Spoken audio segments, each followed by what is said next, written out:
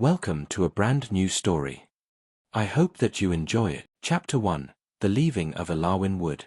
The nymph's name was Letheriel, though the brook called her Litha and the wind called her Child of Leaves. For a century she had never stepped beyond the silver-barked borders of Elawin Wood. The wood was not merely home, it was her breath, her pulse, her mirrored face in still ponds. When the elder oak dreamed, she felt it. When moss crept over fallen branches, she sensed its quiet hunger for light. But the dreams had soured. Roots whispered of iron biting earth, of boots that did not tread but crushed, of smoke that did not drift but choked, and in the northern thickets, saplings withered though no blight could be found. At dawn she stood at the boundary where the silver bark gave way to common ash and thorn.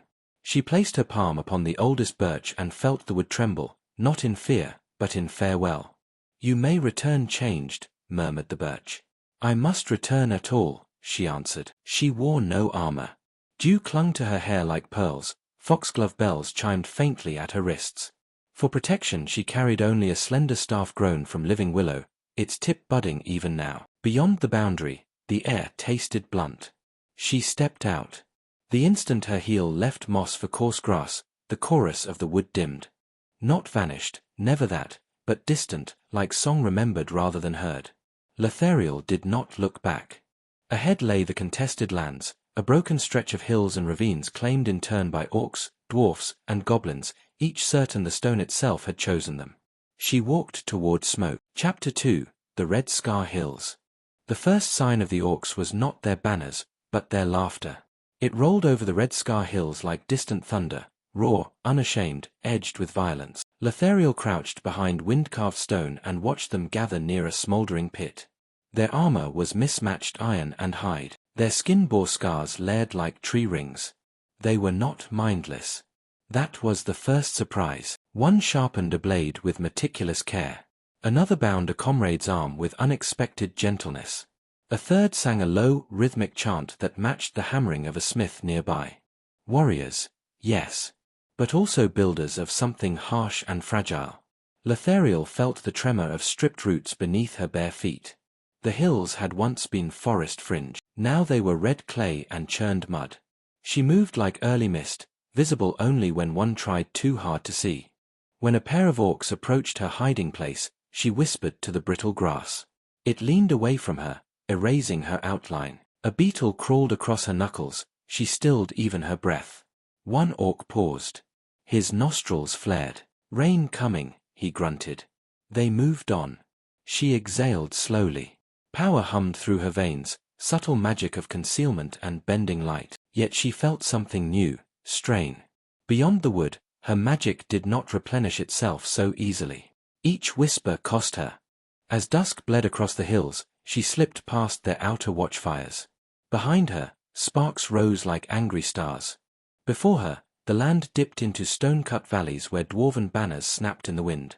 Chapter 3. Beneath the Hammer Standard. The dwarven stronghold was not obvious at first glance. That was its genius.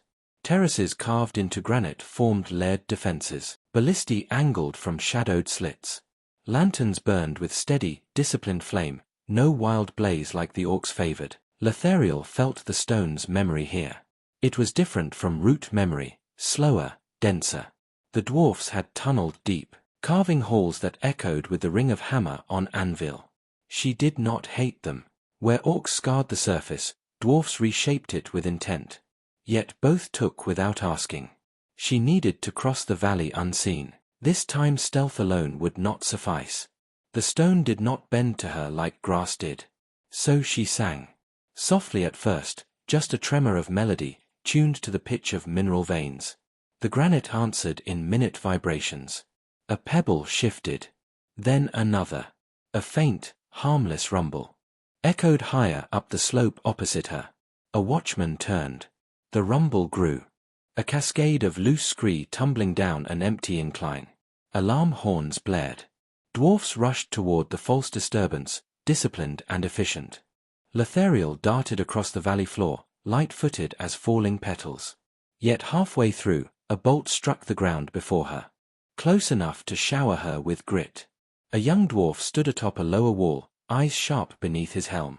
He had seen the movement no one else had. Their gazes met. For a heartbeat, neither moved. He expected a foe, perhaps an orc scout. Instead he saw a figure woven of leaves and moonlight. Confusion flickered across his face. She raised her staff, not in threat, but in acknowledgement. Then she vanished into a cleft in the rock. Behind her, the horns faded. No pursuit came. Not mercy, perhaps, not quite understanding either. But not war. She emerged hours later on the far side of the valley, exhausted. Her magic felt thin, as stretched silk. And ahead, in the marsh lowlands, crude totems marked goblin territory. Chapter 4: The Mire of Clever Teeth. The goblins did not fortify hills or carve mountains. They wove traps. The marsh seemed empty until it tried to swallow her. Nets of vines snapped upward. Pits disguised by lily pads gaped open. Tiny darts hissed from reed clusters. Letheriel was fast, but even she could not dance forever. A dart grazed her shoulder. Fire spread beneath her skin. She stumbled, vision blurring. From the reeds emerged figures small and wiry, eyes bright with calculation. Their armor was patchwork leather, their fingers ink-stained and deft. One tilted its head. Forest spirit, it rasped. Valuable. They circled her. Pain dulled her limbs. Magic sputtered like a guttering candle. She did the only thing left. She plunged her staff into the mud, not whispering this time. Not bending. Calling. Far away, beyond hills and stone, beyond scar and hammer and trap, Elawin wood stirred. Roots shivered. Mycelial threads pulsed. Seeds sleeping in the goblin marsh cracked open all at once. The ground erupted. Not in violence, but in unstoppable growth. Vines coiled around goblin ankles. Reeds thickened into a living wall. Flowers burst through mud, blinding in sudden color and scent. The marsh itself rejected the snares woven into it. Letheriel collapsed as green surged outward from her staff like a tide reclaiming shore. The goblins fled, not slain, but scattered. Silence fell, broken only by the slow settling of transformed earth. The surge receded.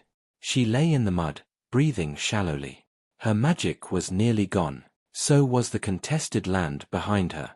Ahead lay open meadow, and beyond that, distant forest fringe where new growth shimmered faintly. Chapter 5: Arrival. Dawn found her at the edge of a young woodland not yet named. Saplings no taller than her shoulder swayed in gentle wind. No silver bark yet. No ancient oaks. But life. She touched a leaf. It answered faintly, uncertain, newborn. Behind her, smoke no longer rose from the hills. The marsh glittered with unexpected blossoms. The valley lay quiet, not conquered. Changed. Letheriel's reflection shimmered in a dew pool. She was no longer untouched. A thin scar traced her shoulder where the goblin dart had struck.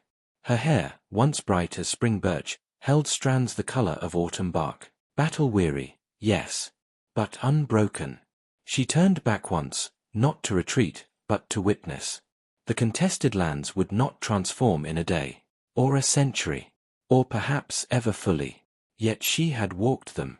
She had seen orc laughter, dwarven discipline, goblin cunning. Not monsters alone, but peoples tangled in claim and survival. The young woodland breathed in her presence. "I will not remain rooted," she murmured. "Nor will I abandon you."